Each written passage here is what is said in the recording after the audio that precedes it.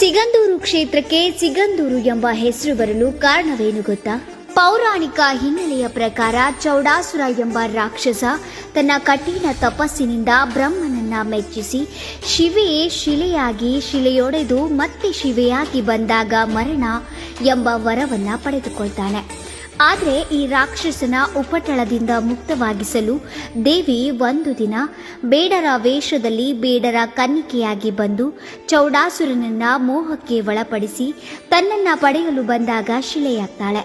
ಆಗ ಚೌಡಾಸುರ ಸಿಟ್ಟಿನಿಂದ ಎಡಗಾಲಿನಿಂದ ಶಿಲೆಗೆ ಜೋರಾಗಿ ಒದೆಯುತ್ತಾನೆ. ನಂತರ ಆ ಶಿಲೆಯೊಡೆದು ಶಿವೆ ರೂಪದಲ್ಲಿ ಬಂದು ರಾಕ್ಷಸನ ಸಂಹಾರ ಮಾಡ್ತಾಳೆ. ಆ ಚೌಡಾಸುರನ ಸಂಹರಿಸಿದ್ದಕ್ಕಾಗಿ ಆ ದೇವಿಗೆ ಚೌಡೇಶ್ವರಿ ಎಂದು ಹೆಸರು ಬಂತು. ಹೀಗೆ ಚೌಡಾಸುರನಿಗೆ ಸಿಂಧಾಸುರ ಮತ್ತು ಗಂಧಾಸುರ ಎಂಬ ಎರಡು ತಮ್ಮಂದಿರಿದ್ದರು.